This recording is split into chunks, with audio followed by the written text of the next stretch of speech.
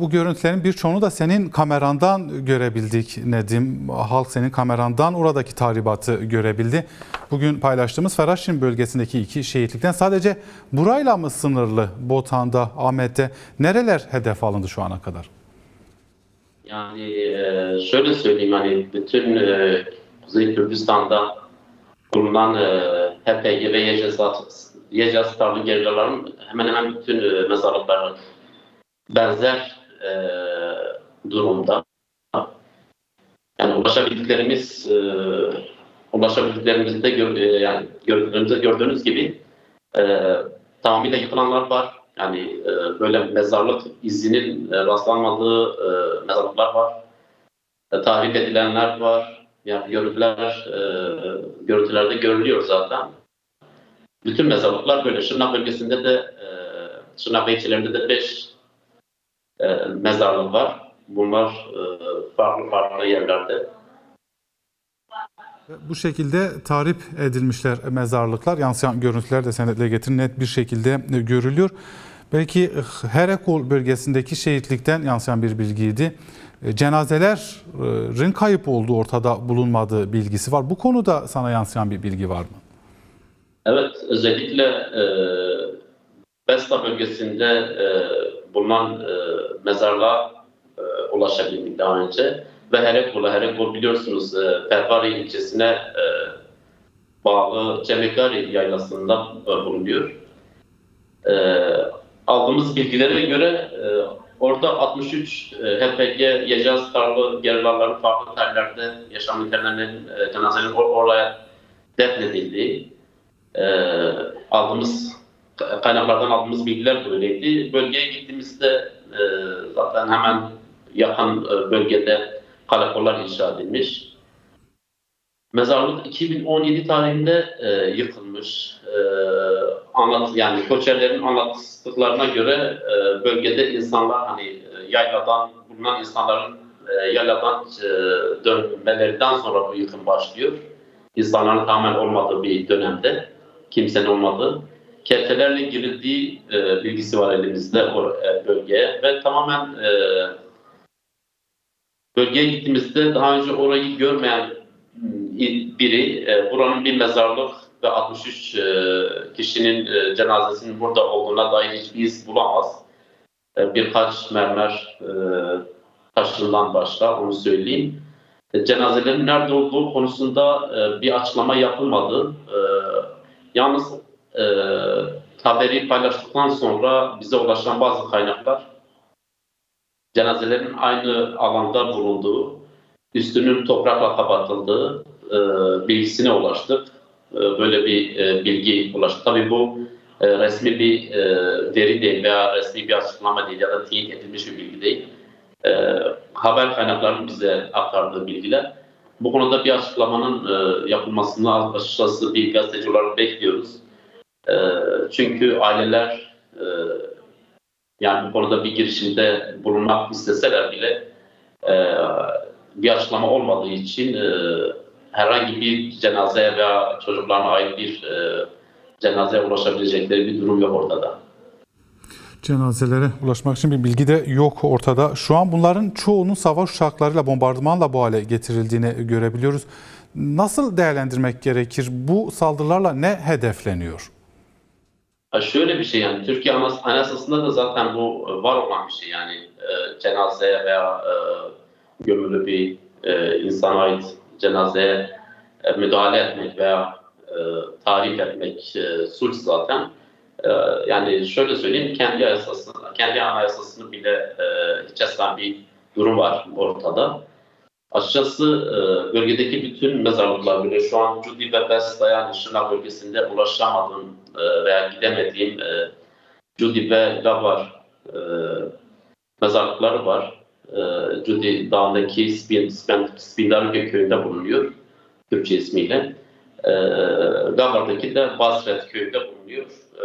Çoğu yere zaten çoğu bölge girişler hala kapalı olduğu için ya da sadece köy oraya bağlı köylerin gidebildiği alanlar. O yüzden ulaşamıyoruz ve 2015'ten sonraki süreçte Cudi ve Gabar'da tarihlerinin ne durumda olduğunu hala bilemiyoruz. Yani burada elimizde bir şey yok, bir veri yok. Muhtemelen aynı durumdalar. Şunu söyleyeyim, hala yani bunların dışında 2015-25 süreçleri arasında farklı yerlerde yaşamını yitiren YPG tarzı gerillaların cenazeleri şehir merkezlerine de kimsesizler mezarlığı olarak tabir edilen devlet tarafından defnedilenler var. Bunlar da hala hem kimliği belirsiz olanlar da var. Ailelerin başvuruları var. Kan örnekleri alınmış çoğu aileden. Yalnız eşleşme yok. Hala Şırnak merkezde, Avgamasya köyünde, Dergul beldesinde, yine Silopi'de, Cizre'de hala böyle ailesi tarafından ya da tespit edilemeyen, alınamayan onlarca cenaze var. Bu konuda da bir net bir veri yok elimizde açıkçası. Böyle bir çalışma hem yani devletin verdiği bir rakam ya da bir şey yok ki vermek istemez. Yani bunu söyleyeyim. Kurumlarda da böyle net bir bilgi yok o anlamda.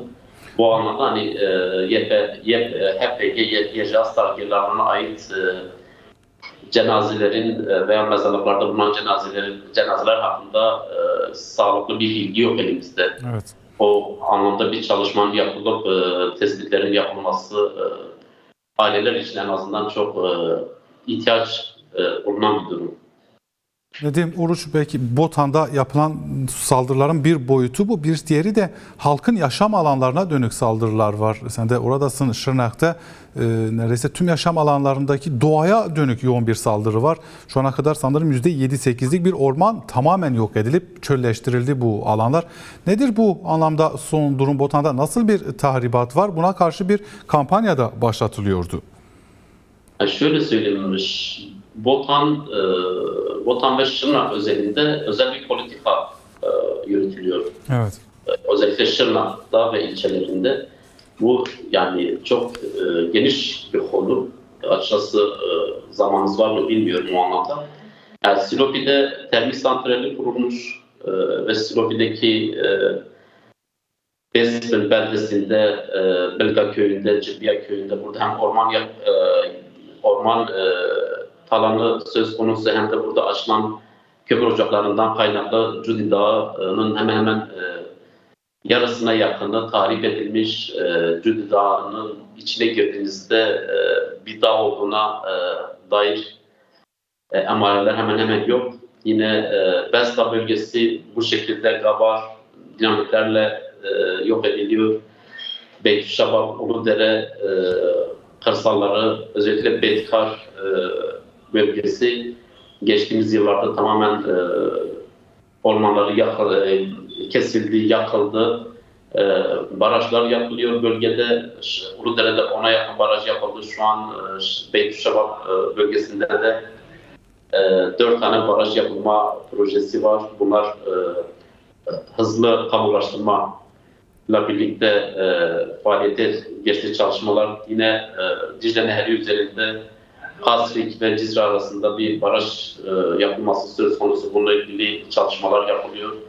Yani Şırnak'ta doğa katliamı yani topyekun bir doğa katliamı var diyebiliriz. Evet. Buna karşın ekoloji hareketleri yine kadın, sivil toplum örgütleri çalışmalar yapıyor. Ancak bu çalışmalar açıkçası yetersizliğini yani çünkü buna karşı herhangi bir alternatif şey yapamıyor. Bugün de bir imza kampanyası başlatılacak Şırnak Ekoloji Hareketi tarafından. Ömer Kabak Meydanı'nda saat 19'da bir imza kampanyası başlatılacak. Doğama dokunma diye. Şırnak'ta yani şöyle söyleyeyim, devlet eliyle tabii yapılıyor. Bu devlet ve kurucu eliyle yapılıyor. Orman kesimleri, Orman İşletme Müdürlüğü tarafından resmi olarak izin veriliyor. Yani bu Orman Müdürlüğü'nün kendi açıklaması. Daha önce telefonla görüşmüştüm. Orman yakınlarının iznini siz mi veriyorsunuz? Evet, yani bunu resmi olarak biz izin veriyoruz dedi. Ancak son günlerde yapılan haberler ve kamuoyu baskısıyla bir geri çekilme, sözde bir geri çekilme olsa bile bu pratikte böyle bir şey yok. Orman Müdürlüğü'nün bana aktardığı bilgi şuydu veya sorduğum soruya verdiği cevap, biz orman kesim izinlerini resmi olarak ilettik. Yalnız kesimlerin durdurulmasını da telefonla arayarak sözlü bir şekilde ağaç kesenlere bunu ilettik dedi. Yani kesime gelince, talana gelince resmi bir boyut var. Buna karşı bir engelleme ya da durdurma girişimi olunca da telefonla sözlü bir şekilde tebliğ ediliyor. Bunun da resmiyete hiçbir karşılığı olmadığı için her gün tonlarca odun bölgeden çıkıyor ve her gün yüzlerce ağaç kesiliyor. Nedim Oruç, çok teşekkür ediyoruz. Botan'da yürütülen saldırıların iki önemli boyutu bunlardı. Çok teşekkürler aktarımların, yorumların, katkıların için.